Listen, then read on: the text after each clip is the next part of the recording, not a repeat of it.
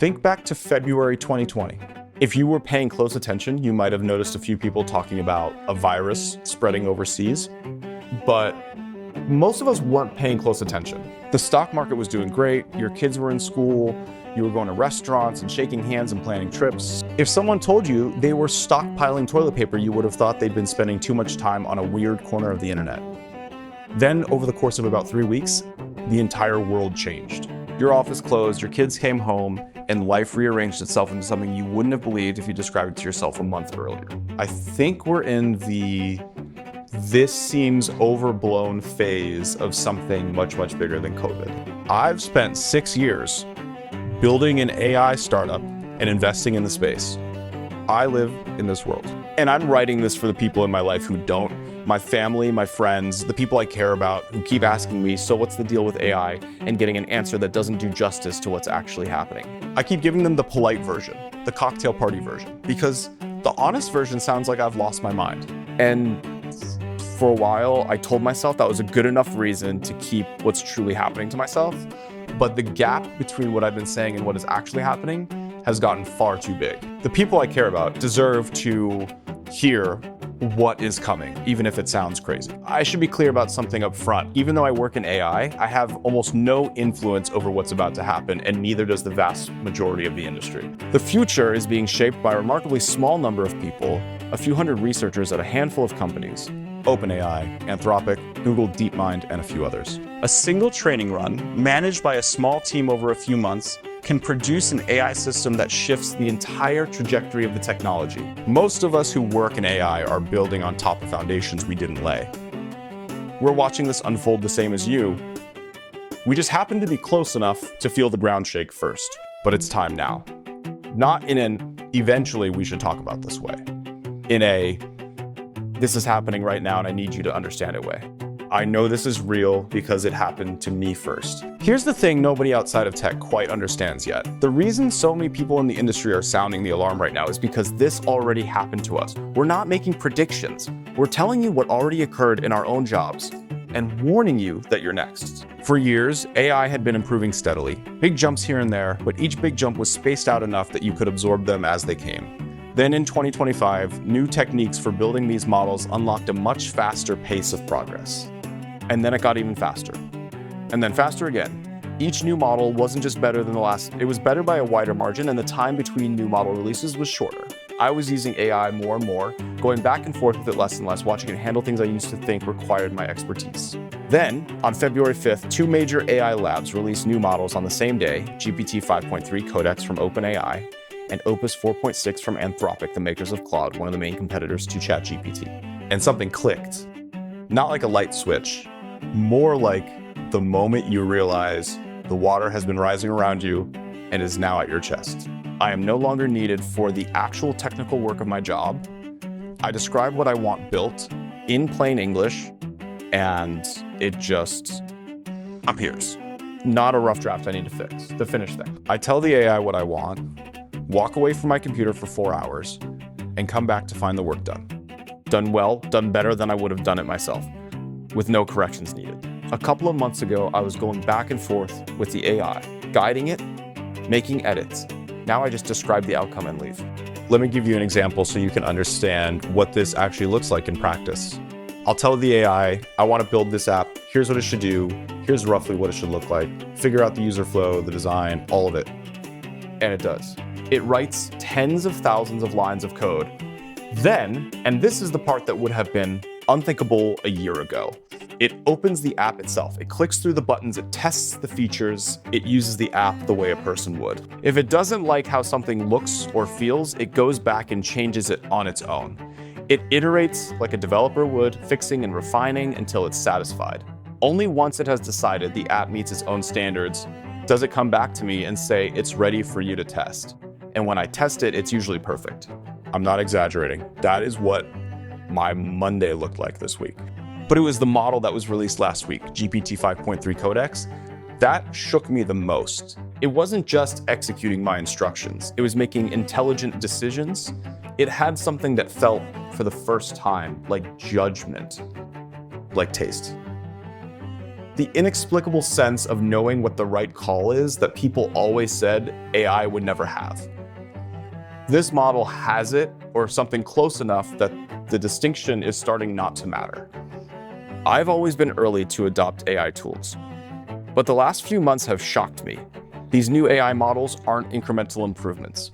This is a different thing entirely, and here's why this matters to you even if you don't work in tech. The AI labs made a deliberate choice. They focused on making AI great at writing code first, because building AI requires a lot of code. If AI can write that code, it can help build the next version of itself, a smarter version, which writes better code, which builds an even smarter version. Making AI great at coding was the strategy that unlocks everything else. That's why they did it first. My job started changing before yours, not because they were targeting software engineers. It was just a side effect of where they chose to aim first. They've now done it. And they're moving on to everything else. The experience that tech workers have had over the past year of watching AI go from helpful tool to does my job better than I do is the experience everyone else is about to have. Law, finance, medicine, accounting, consulting, writing, design, analysis, customer service. Not in 10 years. The people building these systems say 1 to 5 years. Some say less. And given what I've seen in just the last couple of months, I think less is more likely. But I tried AI and it wasn't that good. I hear this constantly. I understand it because it used to be true. If you tried ChatGPT in 2023 or early 2024 and thought this makes stuff up or this isn't that impressive, you were right. Those early versions were genuinely limited. They hallucinated. They confidently said things that were nonsense. That was 2 years ago. In AI time, that is ancient history. The models available today are unrecognizable from what existed even 6 months ago. The debate about whether AI is really getting better or hitting a wall, which has been going on for over a year, is over. It's done. Anyone still making that argument either hasn't used the current models, has an incentive to downplay what's happening, or is evaluating based on an experience from 2024 that is no longer relevant. I don't say that to be dismissive. I say it because the gap between public perception and current reality is now enormous, and that gap is dangerous because it's preventing people from preparing. Part of the problem is that most people are using the free version of AI tools. The free version is over a year behind what paying users have access to. Judging AI based on free tier ChatGPT is like evaluating the state of smartphones by using a flip phone. The people paying for the best tools and actually using them daily for real work know what's coming. I think of my friend who's a lawyer. I keep telling him to try using AI at his firm, and he keeps finding reasons it won't work. It's not built for his specialty. It made an error when he tested it. It doesn't understand the nuance of what he does. And I get it. But I've had partners at major law firms reach out to me for advice because they've tried the current versions and they see where this is going. One of them, the managing partner at a large firm, spends hours every day using AI. He told me it's like having a team of associates available instantly. He's not using it because it's a toy. He's using it because it works. And he told me something that stuck with me. Every couple of months, it gets significantly more capable for his work. He said if it stays on this trajectory, he expects it'll be able to do most of what he does before long. And he's a managing partner with decades of experience. He's not panicking, but he's paying very close attention. The people who are ahead in their industries, the ones actually experimenting seriously, are not dismissing this. They're blown away by what it can already do, and they're positioning themselves accordingly. How fast this is actually moving. Let me make the pace of improvement concrete, because I think this is the part that's hardest to believe if you're not watching it closely. In 2022, AI couldn't do basic arithmetic reliably. It would confidently tell you that 7 times 8 equals 54. By 2023, it could pass the bar exam. By 2024, it could write working software and explain graduate-level science. By late 2025, some of the best engineers in the world said they had handed over most of their coding work to AI. On February 5th, 2026, new models arrived that made everything before them feel like a different era. If you haven't tried AI in the last few months, what exists today would be unrecognizable to you. There's an organization called METR that actually measures this with data. They track the length of real-world tasks measured by how long they take a human expert that a model can complete successfully end-to-end without human help. About a year ago, the answer was roughly 10 minutes. Then it was an hour, then several hours. The most recent measurement, Claude Opus 4.5 from November, showed the AI completing tasks that take a human expert nearly 5 hours. And that number is doubling approximately every 7 months, with recent data suggesting it may be accelerating to as fast as every 4 months. But even that measurement hasn't been updated to include the models that just came out this week. In my experience using them, the jump is extremely significant. I expect the next update to METR's graph to show another major leap. If you extend the trend, and it's held for years with no sign of flattening, we're looking at AI that can work independently for days within the next year, weeks within 2, month-long projects within 3. Amadei has said that AI models substantially smarter than almost all humans at almost all tasks are on track for 2026 or 2027. Let that land for a second. If AI is smarter than most PhDs, do you really think it can't do most office jobs? Think about what that means for your work. There's one more thing happening that I think is the most important development and the least understood. On February 5th, OpenAI released GPT 5.3 Codex. In the technical documentation, they included this. GPT 5.3 Codex is our first model that was instrumental in creating itself. The Codex team used early versions to debug its own training, manage its own deployment, and diagnose test results and evaluations. Read that again. The AI helped build itself.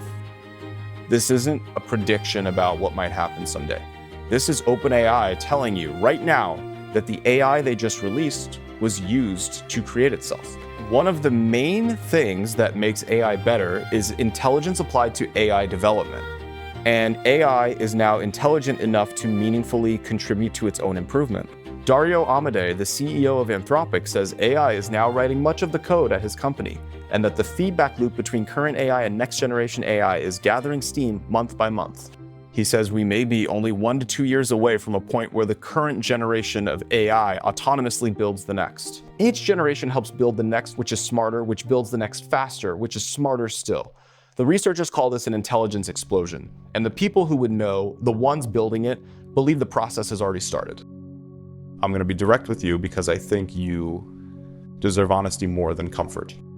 Dario Amadei, who is probably the most safety-focused CEO in the AI industry, has publicly predicted that AI will eliminate 50% of entry-level white-collar jobs within 1 to 5 years. And many people in the industry think he's being conservative.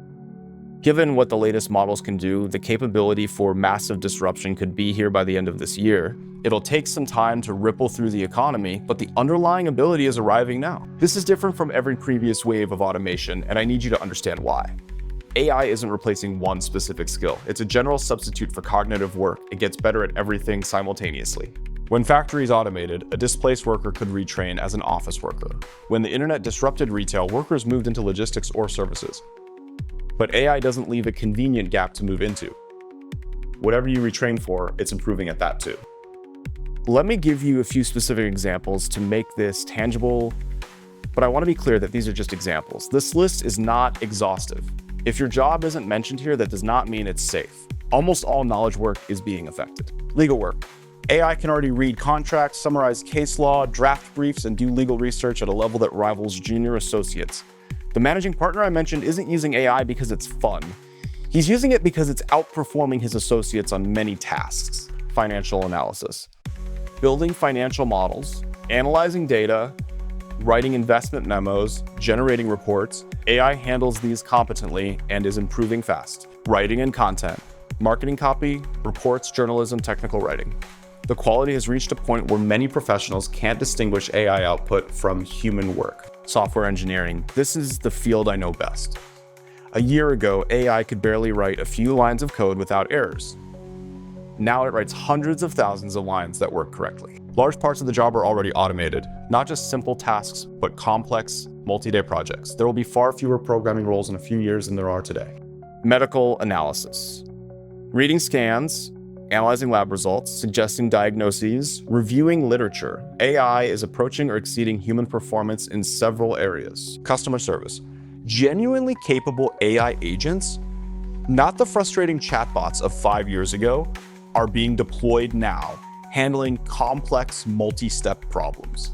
A lot of people find comfort in the idea that certain things are safe, that AI can handle the grunt work but can't replace human judgment, creativity, strategic thinking, empathy. I used to say this too, I'm not sure I believe it anymore. The most recent AI models make decisions that feel like judgment.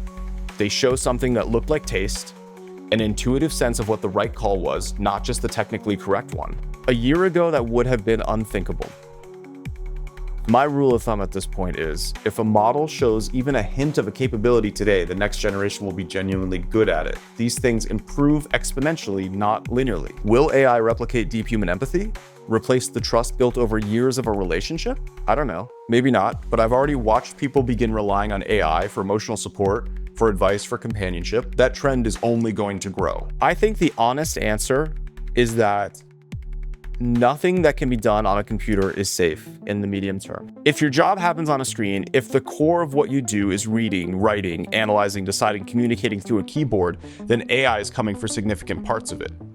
The timeline isn't someday, it's already started. Eventually, robots will handle physical work too.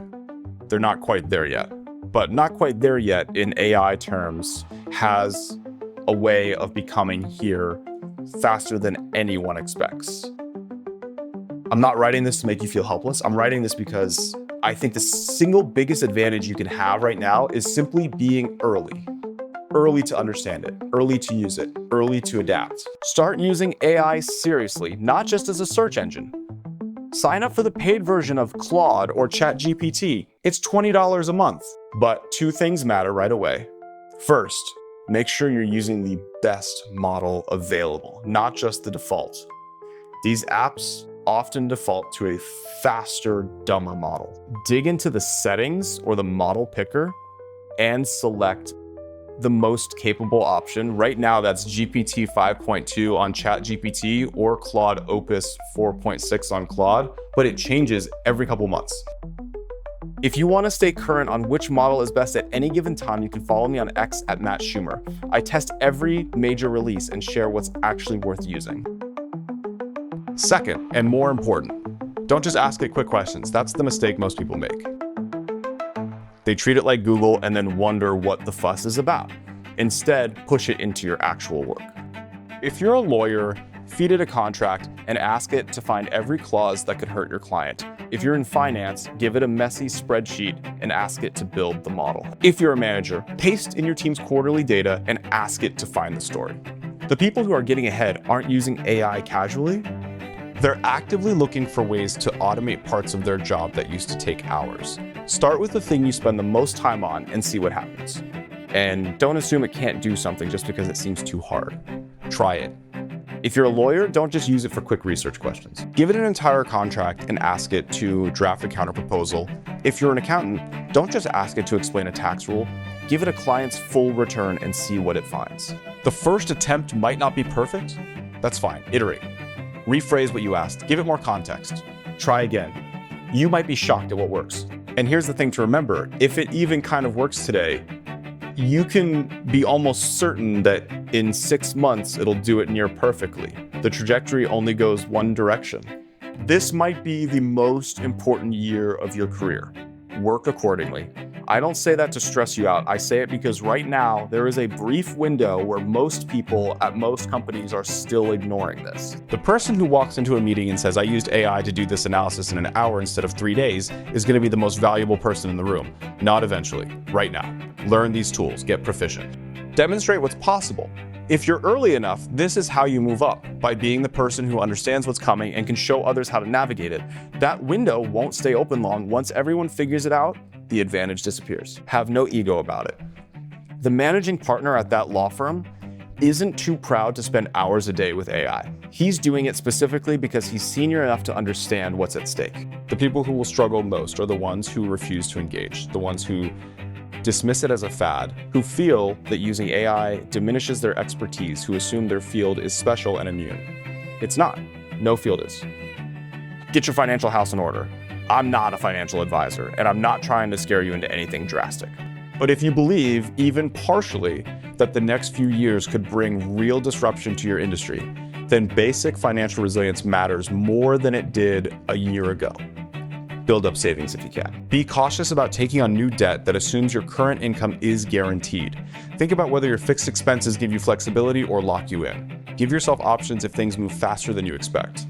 Think about where you stand and lean into what's hardest to replace. Some things will take longer for AI to displace. Relationships and trust built over years. Work that requires physical presence. Roles with licensed accountability. Roles where someone still has to sign off, take legal responsibility, stand in a courtroom. Industries with heavy regulatory hurdles where adoption will be slowed by compliance, liability, and institutional inertia. None of these are permanent shields, but they buy time. And time right now is the most valuable thing you can have as long as you use it to adapt, not to pretend this isn't happening. Rethink what you're telling your kids.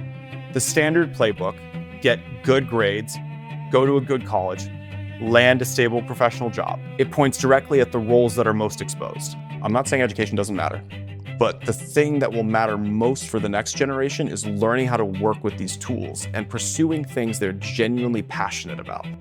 Nobody knows exactly what the job market looks like in 10 years.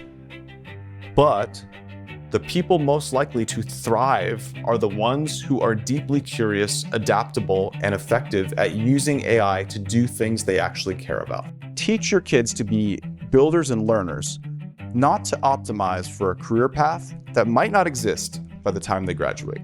Your dreams just got a lot closer. I've spent most of this section talking about threats, so let me talk about the other side, because it's just as real. If you've ever wanted to build something but didn't have the technical skills or the money to hire someone, that barrier is largely gone. You can describe an app to AI and have a working version in an hour. I'm not exaggerating. I do this regularly. If you've always wanted to write a book but couldn't find the time or struggled with the writing, you can work with AI to get it done. Want to learn a new skill? The best tutor in the world is now available to anyone for $20 a month, one that's infinitely patient, available 24/7, and can explain anything at whatever level you need. Knowledge is essentially free now. The tools to build things are extremely cheap now. Whatever you've been putting off because it felt too hard or too expensive or too far outside your expertise, try it. Pursue the things you're passionate about. You never know where they'll lead. And in a world where the old career paths are getting disrupted, the person who spent a year building something they love might end up better positioned than the person who spent that year clinging to a job description. Build the habit of adapting. This is maybe the most important one. The specific tools don't matter as much as the muscle of learning new ones quickly. AI is going to keep changing, and fast. The models that exist today will be obsolete in a year. The workflows people build now will need to be rebuilt. The people who come out of this well won't be the ones who mastered one tool. They'll be the ones who got comfortable with the pace of change itself. Make a habit of experimenting. Try new things even when the current thing is working. Get comfortable being a beginner repeatedly. That adaptability is the closest thing to a durable advantage that exists right now. Here's a simple commitment that will put you ahead of almost everyone.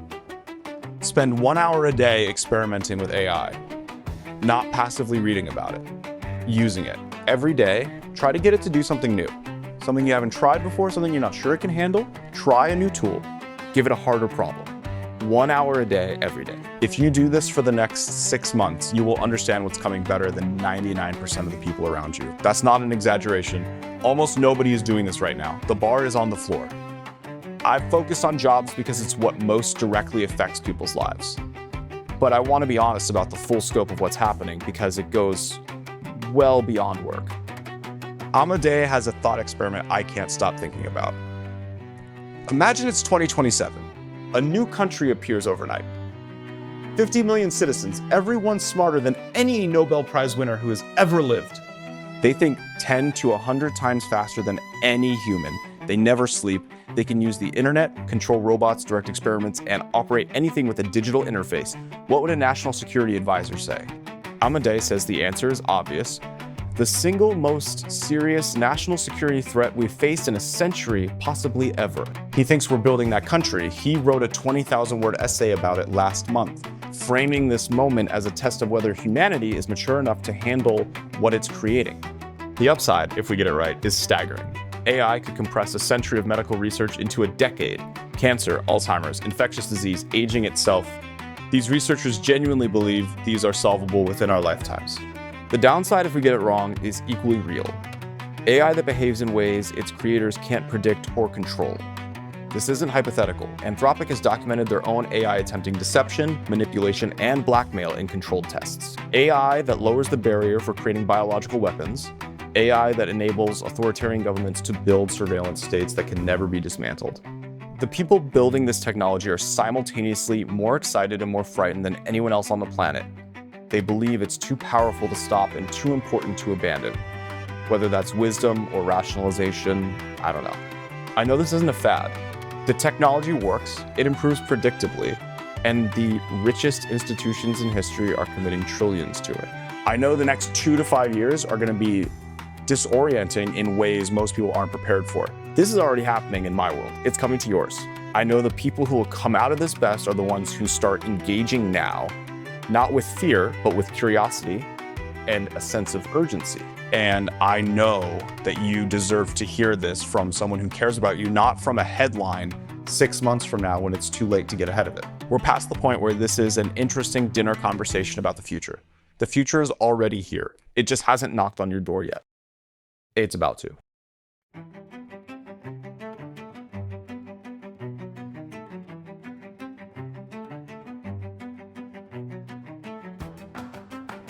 First of all, don't panic, and I want to emphasize that. Knowledge is power, and now that you know about this, you can act on it. I'm not saying this is definitely going to happen. I think it will, and I think many other people in the industry think it's very, very likely. What is the it? Yeah, I still want people to understand exactly what you're saying here. Absolutely. Yeah. It is that by the end of this year or the end of next year, it is extremely likely that AI will be able to do any task that a human can do on a computer at least as well or possibly better than a human. Now that doesn't mean, and this is the reason not to panic, that doesn't mean it's going to take your job overnight. It just means that it's going to be possible for the AI to do this. In terms of your job, it really is situational. It depends on what you do, the industry you're in, the regulations you're facing. The question is, how soon will it actually diffuse through your industry? So that's a question each person needs to ask and answer on their own.